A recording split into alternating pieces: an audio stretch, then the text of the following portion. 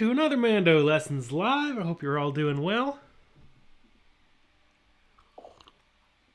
That was a tune called Chinkapin Hunting. There's a couple tunes with that name. That one is the tune in the key of A. A major, a little bit crooked, 3 parts. That is the tune of the week, so we're going to play a little bit of that at the end of the hour. But I hope you're all doing well. I'll see who's all here in the chat. Ooh, I'm going to sneeze at some point here, too. We got Dan, James, Rupinto, Robert. Ooh, the chat's jumping all around today. Lewis, Denise, Jim, Sheldon, Peter, Bill, Dale, Mete, Visivor, Rick, Lawrence. All right, all kinds of folks. Great to see you all here. Jane, Connie, James, Betsy, M. Hope you're doing well. It's a nice mellow day here in Oregon. Yeah, I'm looking forward to playing some tunes with y'all. The way this works, if you're new here, let me know if you're new. If this is your first time chiming in on their watching the live stream, I try to do these every Saturday. It ends up being most Saturdays, but not all. Yeah, and the way this works is it's just a good time. If you got any questions, ask them, and I will do my best to answer them. It can be mandolin related, music related, tune related. I'm happy to take requests if I know the tune, and if the tune is in the public domain, so no copyrighted, no song covers, anything like that. But if I know it and I can play it online, I'll do it. All right, let's see. Wow, my scroll bar on my keeping up with my chat is going a million miles an hour, so it might be a little hard today for some reason, but hopefully it sorts itself out. All right, folks from all over the world, great to see. Hey, Benjamin, how you doing? Gary, Don. So yeah, throw questions out there. No question too advanced, no question too simple, beginner, anything like that. It's all fair game. Catch up. I saw a couple things in here. Oh, Denise says she's watching on the treadmill. Are you playing mandolin and treadmilling? That would be good for me if I could do these while being on a treadmill. All right. Let's see. Request for Star of the County Down. A great tune. Oh, John Hardy or Rosin the Bow?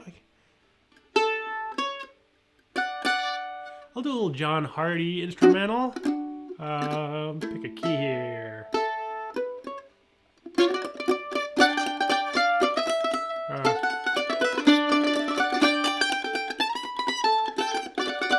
There's a better key than that. How about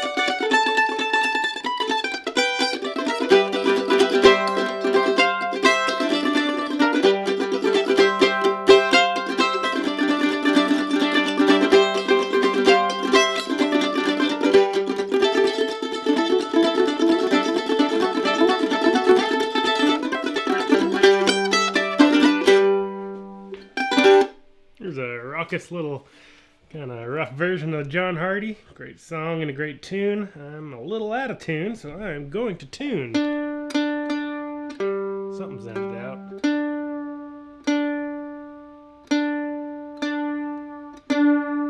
Kid on the Mountain. That's a great tune. I'll play that.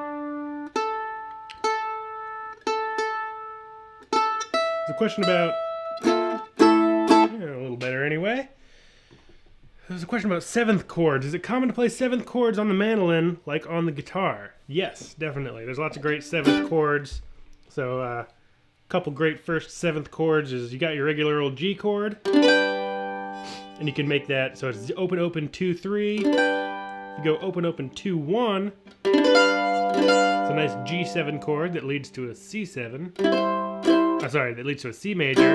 You can do that same little move to a C7 chord. Open 2 1 open.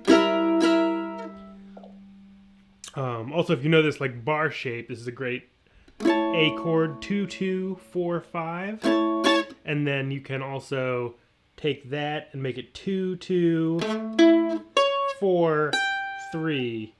So pointer pointer ring middle 2 2 4 3. Do that to the D chord, D7, and that's a great little bar shape that you can use all up and down the fretboard. Great question.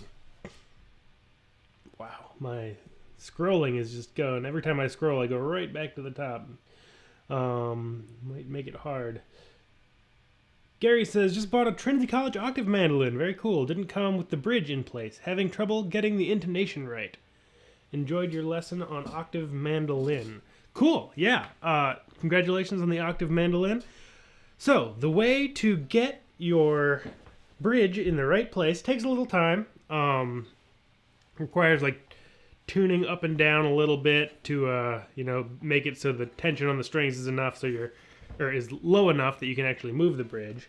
But what you're aiming for is if you play on like an open G string, you can then get the harmonic at the 12th fret by just kind of resting your finger, getting that nice G harmonic. And then you want that note, you can do it by ear or with a tuner. You want that note there to be a nice in-tune G up to pitch, harmonic, and then you press down the 12th fret, and that should be the same exact note. If you play it, and you press down and the note comes out sharp, you need to move the bridge towards the tailpiece, away from your left hand. And if it comes out flat, so you play it and you go, or you play the harmonic, and then you get, then that means you need to move the bridge towards the headstock of your left hand. And doing that, work with the G string and the high E string will get you in the ballpark. And then, sometimes the bridge is going to be ever so slightly, tipped one direction or the other so that the G and the E are both properly intonated. And then you're good to go. And then usually the middle sets of strings will just follow suit and be in tune because those are not adjustable. But congratulations on the octave mandolin. That's very fun. Jim says, are there other common chop chords besides G? So I think maybe what you're asking is like besides this kind of classic G chop shape that you can move all over the instrument. It's a classic bluegrass move. You bring it if you want to play in B flat. That's B natural B flat.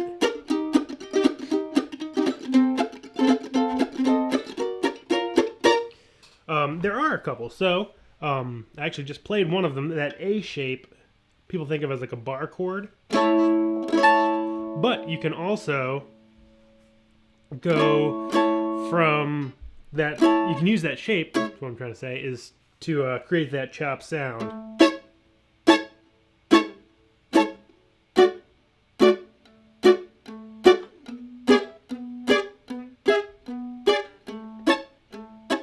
You can move that A shape over to D, just like you move from G to C, A to D.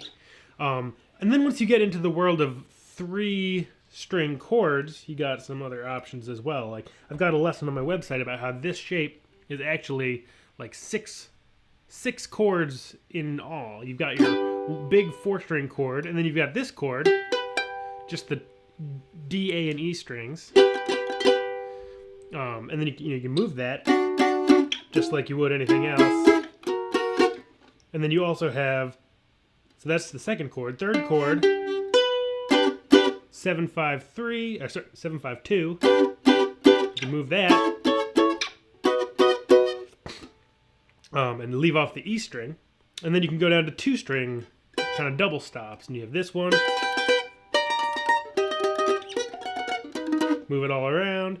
You got this middle double stop, 5 and 2.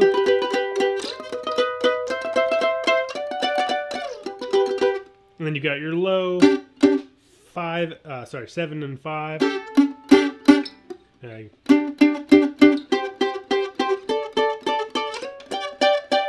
So any of those shapes, as long as there's no open strings and you're playing more than one set of strings, you can use it as a little chop shape. And then you can get into your kind of jazz chords with your dominant 7s and your major 7s and minor 7s and all that fun. Can I play the Monahan Jig? I can never remember how that tune goes off the top of my head. I have a lot of requests for that one. I should do a lesson on it, but I just can't remember it off the top of my head ever. All right.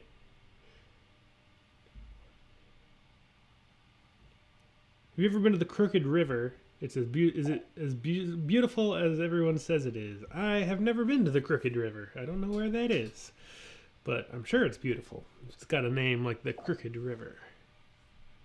Have I ever transcended to the 4th dimension by shredding so hard? Not yet, but I'll keep trying. I like that kind of question. James has a great little tip on the intonation. Setting your intonation with a movable bridge is generally, if you have an F-hole instrument, most of the time, there's some exceptions, but most of the time on modern instruments, these little widest part of the F, that inner spot, should line just about up with the bridge. So you got that little point of the F, goes kind of pretty close to that edge of the bridge there. That's a good little place to start anyway. Yep, you can also do it by measuring, as Dan puts out there.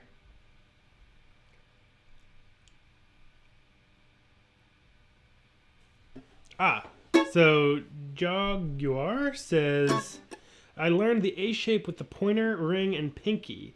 It's so hard to play with pointer, middle, and ring. Yeah, either way is fine. I always tell people, however you want to play it is great. They both have their advantages and their disadvantages. So I often will just kind of stretch out my first 3 fingers, 2, 2, 4, 5, and then what the bonus that gives you is you can also, if you're feeling extra flexible, you can stretch out and get a little like higher note above it sort of sound, which is cool. But if you do this and use your ring and pinky and leave your middle finger free, you can use that to create that 7th.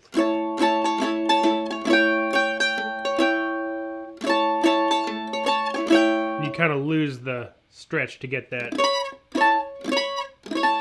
thing. But if you're doing your chord this way and you want to hit that 7, you have to like switch your fingers around. There's a little more movement. So both are great. I kind of use both depending on what I'm trying to do. Troy says, any pointers besides the 3 P's on fretting?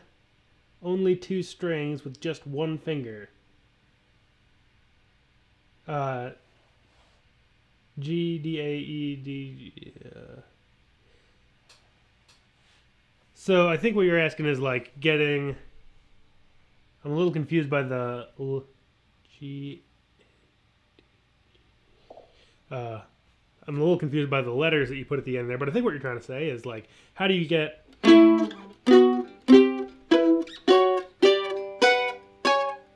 like 4 strings total with 1 finger? What I tend to do is I just aim for the middle 2. So in this, for example, the G and D sets of strings, I always aim for the G string closest to the floor and the D string closest to my head. So just kind of right for that hole in between the courses. And that's going to get you as centered as possible. It also will, if you don't get every note, it'll just mute what you don't get, rather than trying to like make sure you get all of the, if I like make sure I get all the D and then I miss a G, I might split the course and get a really wild sound I'm not looking for.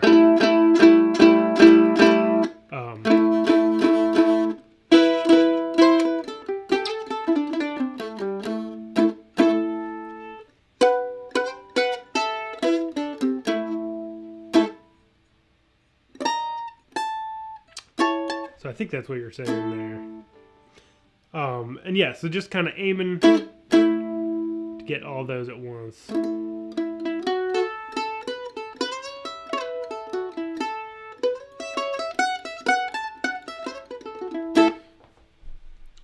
right, let's see.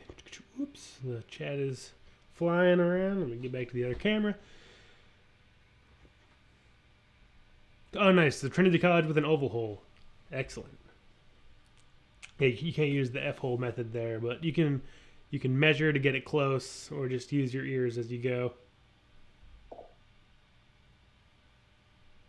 Do you know the song Le Petit Sarni? I do not know that song. Cool. I'll play. There was a request for... Whoa, knocked my glasses right off. There was a request for Kid on the Mountain. Play a little Kid on the Mountain. Drink some more tea. I haven't played this in a while. This is a 5-part slip jig.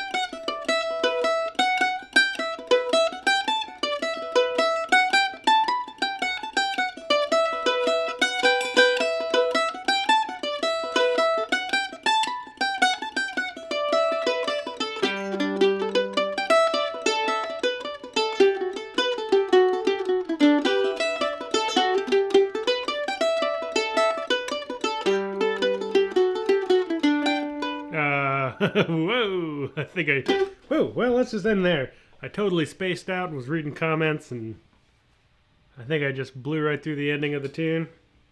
But anyway, there's some Kid on the Mountain. Maybe twice through, maybe not quite. Maybe a little more than twice through. I totally lost track. What is your favorite D chop chord? Oh, it's hard to pick, really. I would say my most common D chop chord, 2, 4, 5, and then not play the E string.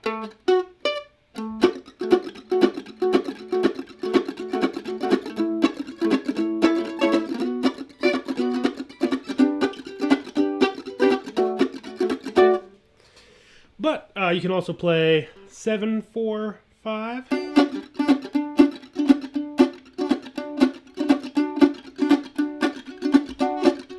Or if you want a nice high voicing, you play 7, 7, 9, 10.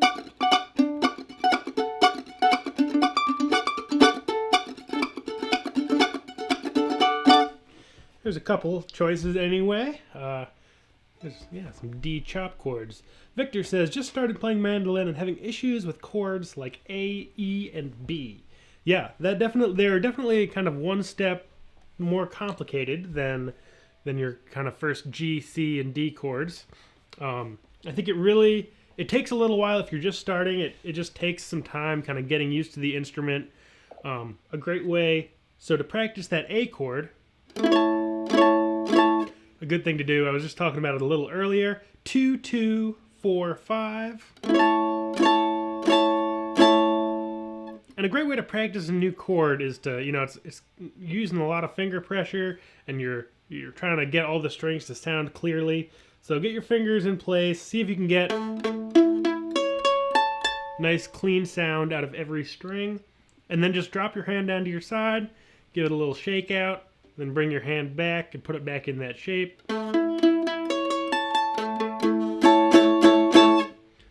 And then get a nice clean sound, play around with it for a couple seconds, drop your hand, shake it out. And that movement of just like kind of resetting your hand will help you relax. It'll also help you every time you come back to get that A shape just a little bit quicker. And that's a great way to kind of work on a new chord shape. And then, so your A chord, you said your chords were A, E, and B that you were working on. So, your A chord is there. You can just move up 2 frets. And there's your B chord. Same idea. Shake it out, bring it back. Practice going between A and B. And back to A. Back to B, and they sound like you're playing that Grateful Dead song, Fire on the Mountain. But, and then your E chord, was it E? Yes. You take that B chord, and just like you move from your G chord to your C chord, you're just sort of moving that little shape there over, like into the middle sets of strings. You're doing the same thing. Your finger is essentially becoming the nut of the instrument, or a capo. And you can then take that little shape there and move it into the center. And then I just don't play the E string. So it becomes, your B chord is 4, 4, 6, 7. And your E chord becomes 4, 6, 7, no E string. And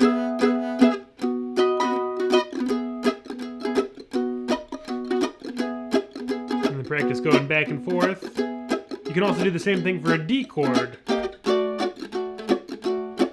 Slide it towards the headstock 2 frets. And it definitely takes a little while to, kind of get that shape comfortable under your fingers and build up the hand strength to get everything to sound good. But, just practice those chords for like maybe a minute every time you pick up the instrument, and in a couple weeks you'll have it down. Rather, it doesn't make a whole lot of sense to, try to drill those shapes into your hands for hours and hours in one sitting. Because there's so much that your hand needs to adapt to when you're first starting out that it makes more sense just to try it for a few seconds every time, and eventually you'll get that sound. Let's see here. Yeah, an abstract. That's what I like. That an abstract ending to Kid on the Mountain. Hey, William, glad to have you here.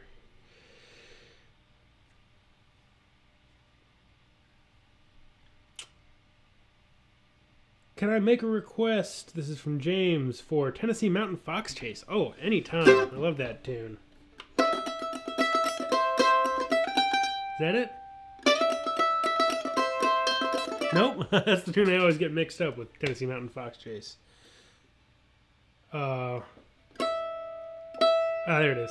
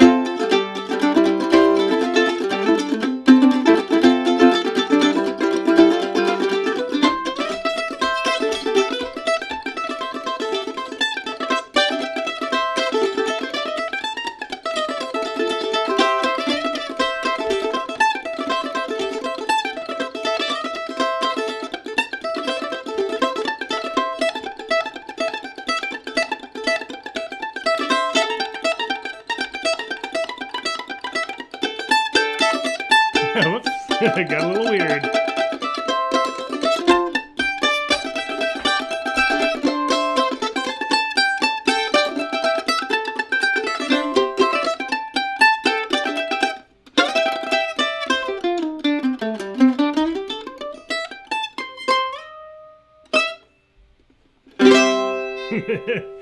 There's a rough and ready version of Tennessee Mountain Fox Chase. A great tune. All right, let's see. Jamie says, hey from Virginia. Howdy. Just finished your beginner series in Cripple Creek. As a beginner, what should I do next? That's a question I get a lot.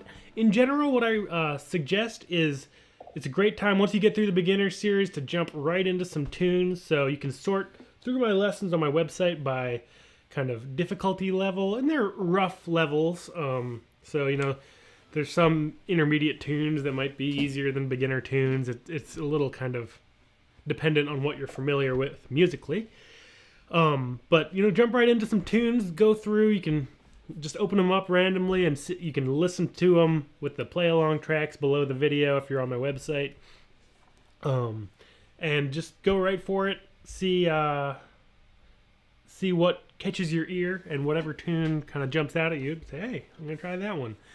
And then people always ask, like, oh, I got to work my way through the technique and fundamentals section. I have that section set up in no particular order, so it's more like, oh, I want to learn how to do double stops. How do I do that?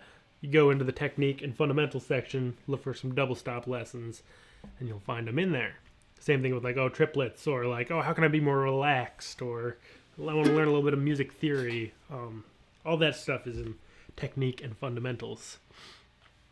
So yeah, I'd say, you know, I get the most enjoyment out of just like playing music and playing tunes. So I don't love practicing scales. I don't find them as satisfying as playing tunes. And I kind of, in general, find that other people are the same way. So by playing tunes and learning some tunes, you're getting some real music that other people are going to know as well under your fingers, and you're also gonna sort of get a lot of information about scales and arpeggios by playing tunes, and you'll build up a lot of skills, and then the skills that you come across that you realize you don't have, you can then find in the technique and fundamental section. Joseph from Austin, good to have you here. What Chana says, what G chord do you use the most? I would say I probably just use a regular old G chord. If I want to be super minimal about it, I'll just play the G and D strings with the 5th fret on the D string. It's kind of a drone chord. Oh, I also wanted to go back. I just saw, because of my chat jumping around, Gary, thank you so much for the super chat. I really appreciate it. And thanks to everybody who sends in super chats and supports me through Patreon. There's a bunch of patrons here. Speaking to patrons, the patron-only live stream is tomorrow at 11. So you can find it over on the Patreon site. And folks who support me through PayPal, it's all good. I appreciate it all. Not required by any means, but any support is greatly appreciated and helps me put out new lessons every week and do these live streams. All right, let's see. Spencer says, from California, which I was home practicing along. Well, I hope you can get back to a mandolin soon. Can I play Poppy Leaf Hornpipe? I don't know that tune. Gotta look it up. Sounds fun. Do you teach in Portland? I don't teach private lessons at this point. If you're in Portland and you're interested in private lessons, I do have a list going on the off chance that I ever start teaching in person. You can shoot me an email and I'll put you on the list that I will reach out to in the circumstances that I do start teaching in Portland, Oregon. All right, let's see. Shredding the fox chase. Yeah. And for some reason felt like getting a little weird with that one. Advice for guitar players adapting to the small fret spacing and scale length. I would say, take it slow. I feel the same. Oh, I've been on the wrong camera for a little while here. take it slow. Don't force yourself. You've got a lot of skills from playing guitar already, and it's gonna feel like you can do a lot because, like, hey, it's a guitar, but it's smaller. It made me feel a little uncomfortable, but I can do all this stuff. Don't spend hours and hours if you're just playing mandolin. Like, make sure you're staying relaxed, I think, is the most important thing, because you do have all these skills from guitar that you can transfer to mandolin, but it is a different physical experience, so you can kind of wear your hands out a little bit if you just go all in all at once. I've had that experience going from mandolin was my first instrument, but going from mandolin to guitar, I was like, oh, this is great.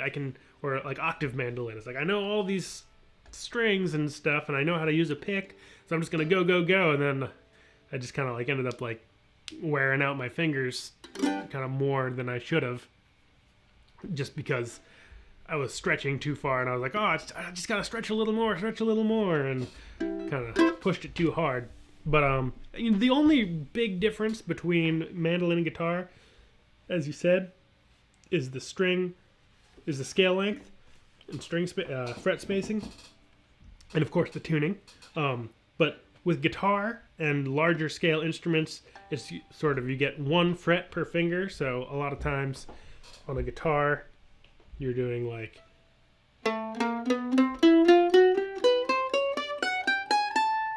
whereas on a mandolin, you get 2 frets per finger is what I'm trying to say here. So if you play chromatically, it's not really how it works when you're playing chromatic scales, but so your pointer finger, in general, if you're playing a major scale, it's going to look like open G string, 2nd fret on the G string, pointer finger, 4th fret is with your middle finger, 5th fret with your ring finger, 7th fret gets the pinky gets the 7th fret. So it's a little more spaced out. And then if you need the 3rd fret, your middle finger would take that duty, so your middle finger will play either the 3rd or the 4th fret, like when you get into the 2nd octave of the G scale.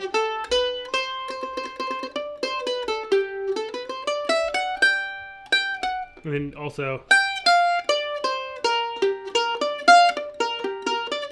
your pointer finger can take over that 1st fret. So yeah, it's 2 frets per finger in mandolin speak. Thank you, Andrew, for the super chat as well. Really appreciate it. I'm going to try to learn the Blackbird in all the major keys this month. Woo! That is going to be a fun project. Maybe I should do that too. I just thought up my own little project that I'll be sharing with you all soon, but it involves learning a lot of tunes. It's going to be a fun project. So stay tuned for that. TMO Custom says, advice for guitar players adapting to the small frets. Okay, it's nice. Just saying you also are interested in that. Yeah, so I hope you caught the answer there. Charlie from Springdale, Arkansas. Good to have you here. If you can't stretch for a G chop chord, use 4-5-3-4. Yep. I think you mean 4-5-2-3. So here's your regular G chop chord. You can do that shape. It's not quite the same because you don't actually have that's only 2 notes. You have a B, and then a G, and then a B, and then a G. So you're missing the D of a G chord. But it totally works in context, especially with chop chords. With chop chords, it's often less about like getting a full chord as it is just providing that nice percussive sound.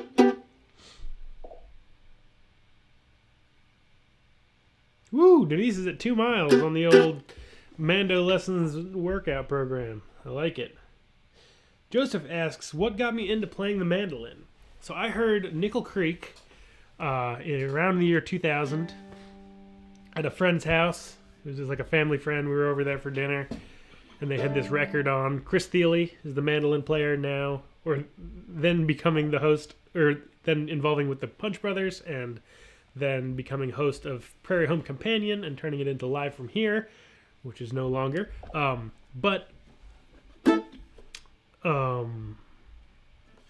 Yeah, I heard there. So he had a bluegrass band as a kid when he started when he was like 6 years old or something.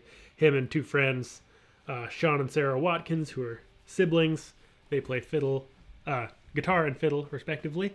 And I heard specifically the Fox, which is a kind of really classic old time song. They do a nice peppy version of that with some cool mandolin solos, and I was like, ooh, I don't really know what that instrument is. I knew it wasn't a fiddle and I knew it wasn't a guitar, but I was like, what is that? And then my family friend was like, oh, it's a mandolin. Actually, I play a little mandolin. And he pulled out an old mandolin from the corner and said, here, I'll show you some chords. And that's how I started. James requests an original tune. Sure, I can play an original tune. Alright, let's see. I don't know. What's a good original one? I'll play a tune I wrote. One of the first tunes I ever wrote. I think it's on my website. It's a tune I wrote for my friend Jeff's high school graduation. And it's called Graduation Reel.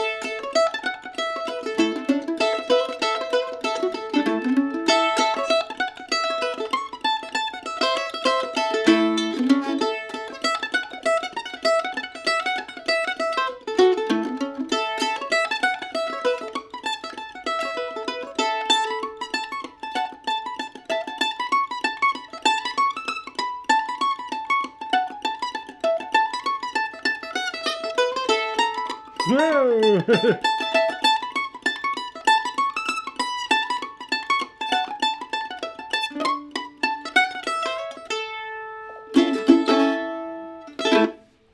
There it is, a little graduation reel.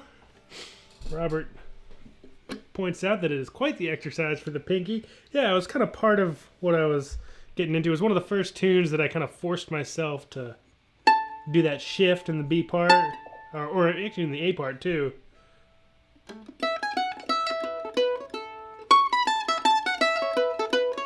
And then in the B part, you just stay up there the whole time.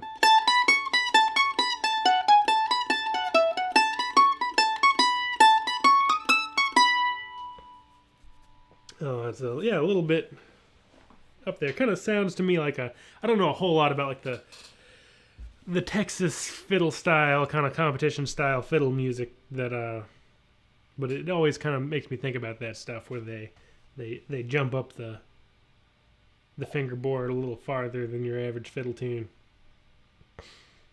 All right, let's see. Gary says transition chords G to C to D to make a little more interesting. If that's I think that's maybe a question. So let's do this. Let's throw in some dominant sevens. So we have our G chord. And then you can do open 3 2 to our C chord, open 2 3, And then let's do this little kind of chromatic thing up to D. So we're going to use that D shape. We can go from that C, C sharp, D, and then D7, 2, 4, 3, back to G. So in order again, that's G, 1, 2, 3, G7, C, C sharp, D,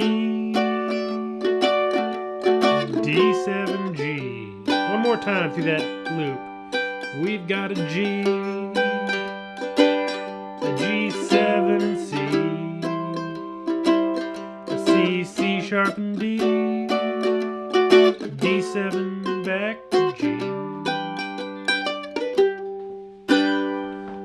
So something to do to kind of spice up getting between those chords. You show the commonly used basic chop chords that are used in bluegrass. Yes, so it's this big shape. It's pretty much only that shape. So the big G chop is 7, 5, 2, 3. From G to E string. And then you can just move that up and down.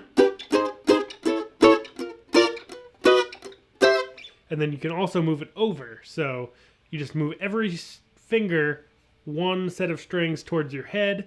Your pinky kind of falls off and you don't need to use it anymore. And you stop playing the open E string. So now you've just got a 3-string chord. 5, 2, 3. So there's your C chord. Back to G. C. Slide that towards your right hand 2 frets. There's your D chord or your 5 chord. Back to G. If you want to play an A, you go up 2 frets. Start out on 9, 7, 4, 5. Over to D chord. Up to E. Back to A. It's an A, and then a D, and then an E, and then an A. And that can sort of move around as needed. That's the classic chop chord. Yeah, Thiele's The Fox solos were amazing. Yep, that's what got me into it. Ooh, a request for John's tune. Play that in a little bit, sure. Stan the Mando says, I've been playing mandolin 30 years and always learn something new daily. Cool. That's great. That's how I feel, too. I've been playing for a little over, not quite as long as you, but over 20 years for sure. And I feel like I learn something new all the time. Glad you're enjoying the lessons. Can you play the Fox like Nickel Creek did? Not really, no. That's kind of outside of my realm. It's also a good way to that kind of if I play something that sounds too much like the Nickel Creek recording of the Fox on live air, it'll perk up the ears of the YouTube algorithm and they'll shut me down for copyright reasons, unfortunately. All right, Gary from California, good to have you here. Any advice for using tablature? Can't seem to get up to speed before giving up. I wouldn't worry too much about it. I mean, it depends. There's certain use for tablature. I think in order of usefulness and what I recommend people work on the most is first learning by ear, then learning standard notation, and then a far away third, maybe just skip third and go right to like 5th place, is tablature.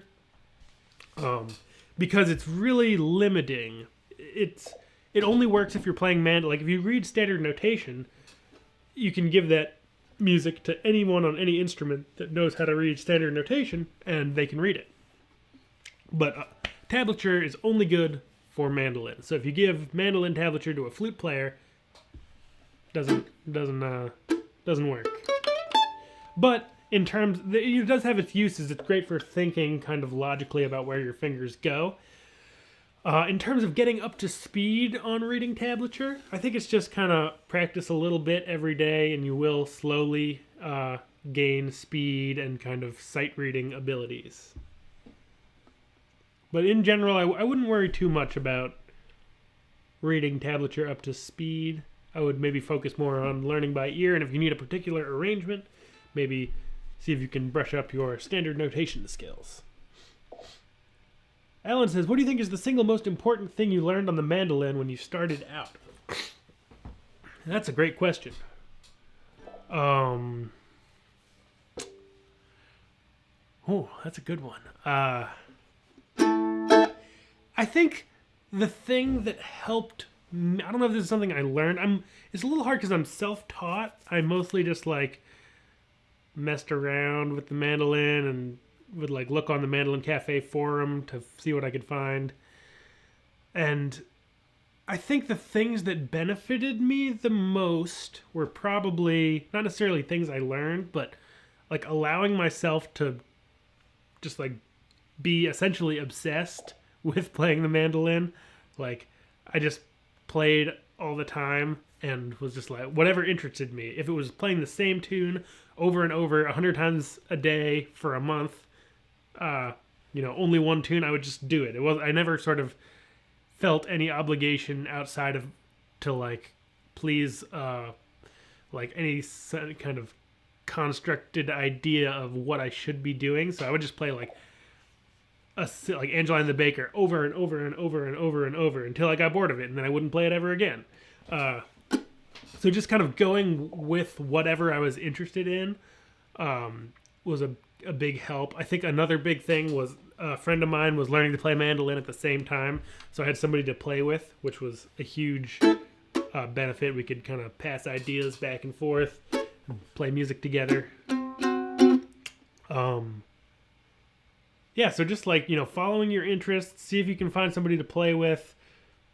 I think kind of on a more physical level, I wish earlier I had known to like not push my to learn. I wish I had learned to be relaxed earlier on.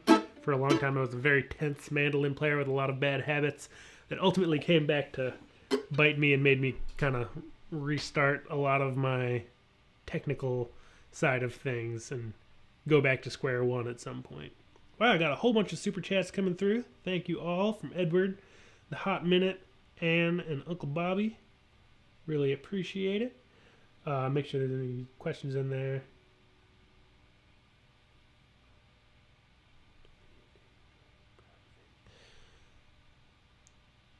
Awesome. Well, thank you all so much. Oh, nice. So Uncle Bobby also saw, I got this cool pedal the other day.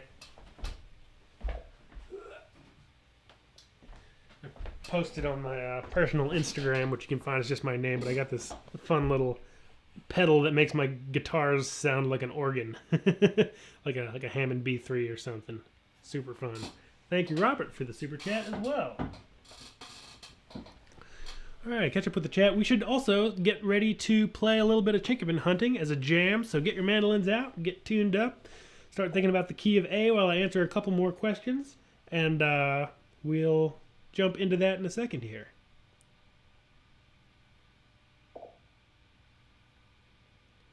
Robert says, working on Molly's version. I don't know who Molly is. Molly Tuttle? Did she do it? I don't know which Molly you're talking about, but Swedish and Different. Yeah, it's a very cool tune. I think I played that last session.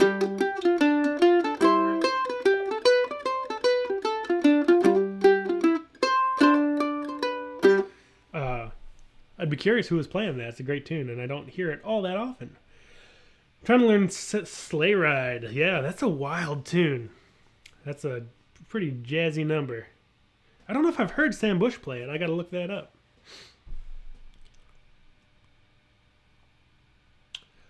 Troy says, Mandolin Cafe's got a thread on picks. What do you use, and do you have any thoughts on that?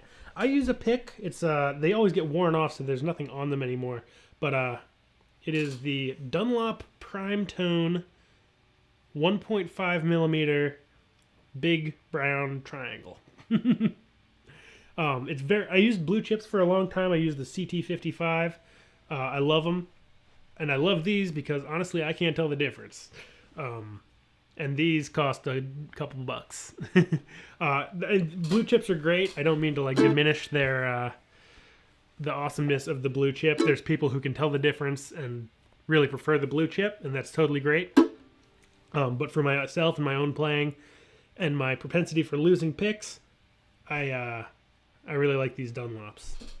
No sponsorship or anything in any of that.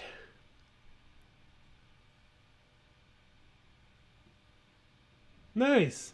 So Lawrence says he's been working on the fiddle. Glad to hear it. Glad to have you back, too. It has been a little while.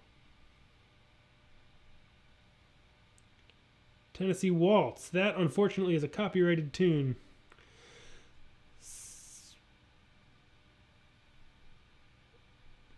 Robert's still on me on the Silver Spire. I like your dedication. It's like the... when I was trying to learn the tune that ended up being something else. That's too many cross wires in my brain, but I do want to get to the Silver Spire soon. All right, let's see. Stage fright. It's weird. I don't know. I have a whole lot to say about stage fright because I'm a very shy person. But for some reason, I've never struggled all that much with stage fright. I think I'm just like comfortable with an instrument in my hands. If I had to get on stage without an instrument, I would be terrified. But there's something about being able to like hide behind an instrument and not have to talk that makes things easier for me. But I know it's super common if like for, you know, even people who I like really look up to and are amazing musicians and who seem very comfortable on stage have lots of trouble with stage fright. And I know that there's all sorts of resources out there about that. I don't know any off the top of my head. Uncle Bobby says, been looking for a Leslie emulator pedal. Yeah, that's the next step. Anne says, mostly self-taught, but I find it hard to play with others. Any suggestions? Well, it's a hard time to play with others at all right now, unfortunately. You know, I think it definitely takes getting used to, you know, learning to like kind of go out there and get outside your comfort zone, play with others, make mistakes on the fly. Just, you know, know that it in all, like 99% of the time, it's a very welcoming community of people who are just there to have fun. And if you get any negativity, it's not on you. It's on the person shelling out the bad vibes. They can find a better way to express what they're trying to say. But in, you know, there's a super friendly world. There's lots of great fiddle camps out there in normal times. Speaking of which, I'm going to be teaching at Maine Fiddle Camp in the middle of February. Go to mainefiddlecamp.com. That's M-A-I-N-E, like the state, fiddlecamp.com to learn more and register. And fiddle camps are a great way to surround yourself with the music and people at your level and really dive into it. But it's a hard thing to get into. It can be a little bit of a wall to get over, especially if it's your first time like getting out there and playing with other people, but it's super fun and it's a great way to improve. James says, is it me or are there multiple banjos in the background? Oh, there are multiple banjos. There are five-string banjos. Oh, 6 5-string banjos. One of them's right there. And only 1 tenor banjo at the moment because the other one is off in the shop for a minute. But usually I have 2 tenor banjos as well. All right, let's see. Are you going to post the live streams? Yes, all live streams are available to watch forevermore afterwards. You can find them on my YouTube channel. And Denise does great work. If you go to my website, MandoLessons.com, click on the little button in the upper left-hand corner that says live streams, scroll down a little bit, and you see Denise's excellent Google Drive documents. I don't know what they're called anymore. Where you can kind of click through and she writes out everything that happens and all the topics and tunes that I play and then timestamps them so you can click right through to that particular spot. All sorts of great resources.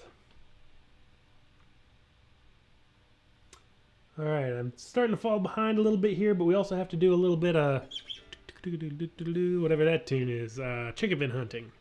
I'll burn through these last couple questions and then play some chinkapin hunting. Recommendation, alright, play something like In the Shire. Oh, Lord of the Rings, yeah. I don't really know that one, and that's another copyrighted thing, unfortunately.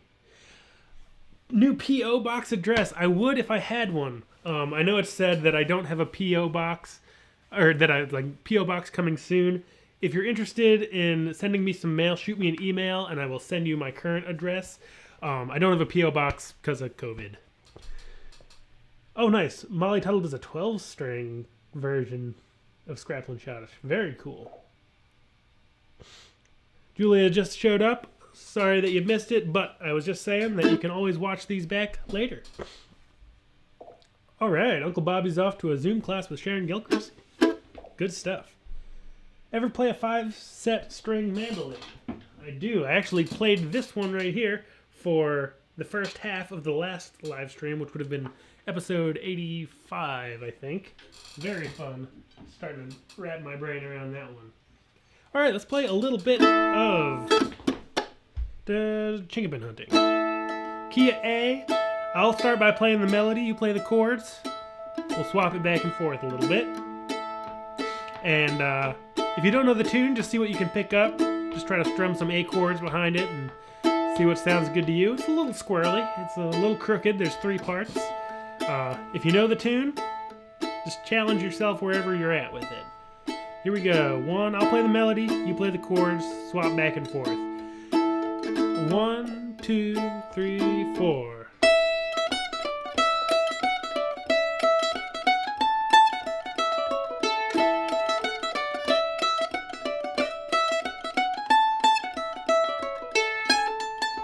To the B part.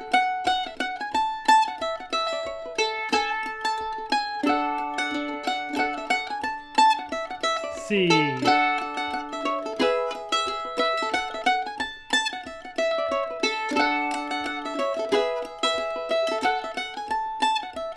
You take it.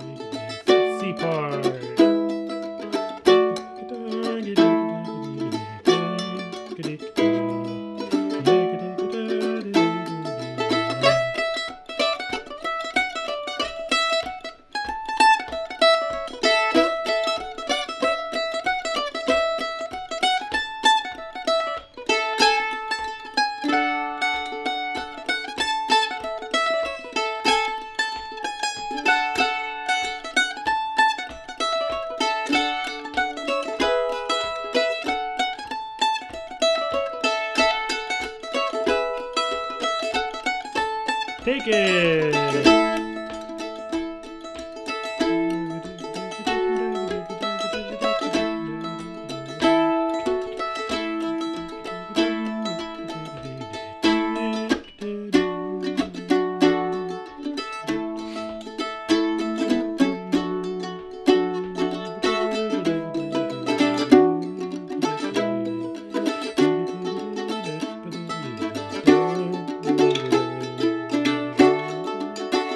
One more, everybody! Play the melody.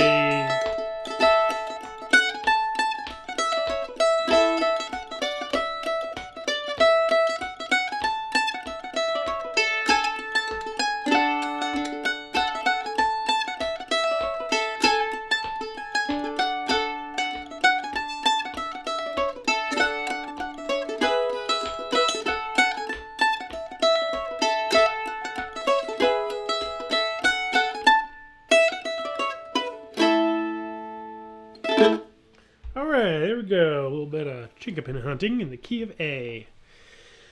Alright, well thank you all so much for hanging out. It's been a great hour. I'll just get just a couple more questions, and I love trying to get through them all, so I'll burn through these last couple, and then while I do that, let's think of a tune to play next week. An Irish tune, preferably.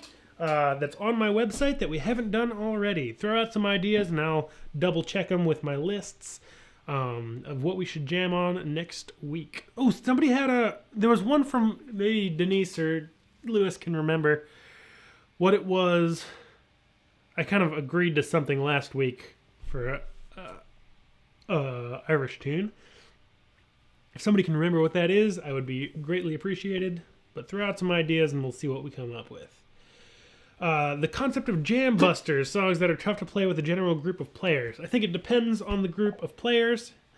Jaguar says Jerusalem Ridge. That's kind of a classic jam buster, but it's also known enough that some people will know how to play it. You know, if you're at an old time jam and everybody's playing, you know, Flop-Eared Mule and Angela and the Baker, and nobody's kind of getting into those fancier tunes. It's a tricky tune. It's got 4 or 5 parts. It goes all over the neck. It's kind of bluegrassy. It's a tune written by Kenny Baker, Bill Monroe. Little contest there of, I think Kenny Baker actually wrote it, but maybe it's under Bill Monroe's name. It's a tricky tune. You know, I'd say just read the room. I think, you know, in a way, Chinkapin hunting is a little bit of a jam buster, but we've played so many old time tunes now that we're running out of the normal ones. Where do you find time to play all those instruments?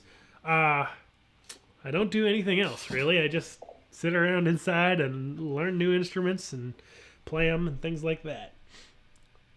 James has a local question. Where are you taking your banjos for work in town? I take them to Strum. And then some of the stuff they can do there. And then there's also a great guy, Kerry Char,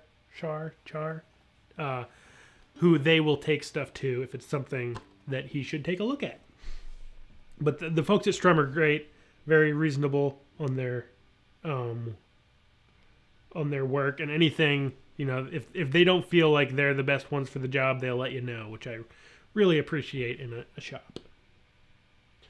Sometimes practicing with a metronome helps before you play with others, since it's easy to slow down and fix mistakes when playing by yourself. That is great advice. Stag mandolins, good for beginner. I have no experience with stag mandolins.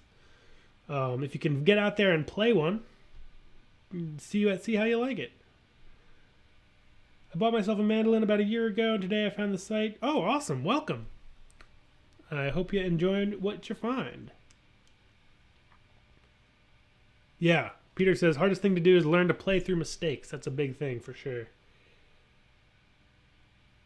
All right, thank you all so much. Oh,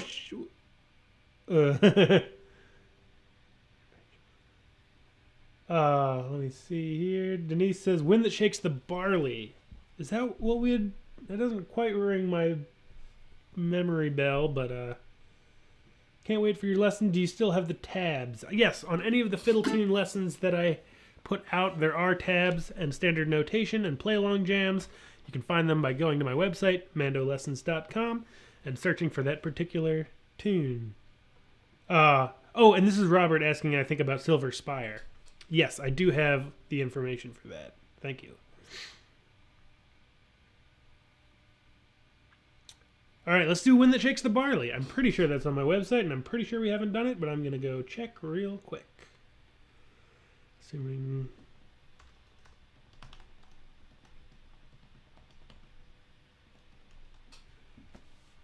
Oh yeah, there it is. Wind That Shakes the Barley is next week's tune. I hope you all have a great weekend. Patrons, I will see you tomorrow for the patron-only live stream. Thank you everyone for the super chats, your support through Patreon, your support through the donate links. Oh, also, I started an email list. There should be a link in the description of this video. I had an email list for a long time that I just kind of stopped using because it became prohibitively expensive, but I've now found a free version, and I want to get back to writing cool emails, so find that list in the description. Changed up the links in the description, see if there's something new there that you haven't seen yet. And I look forward to seeing you all soon. Thanks so much for your support, and have a great weekend. Stay safe. Bye-bye.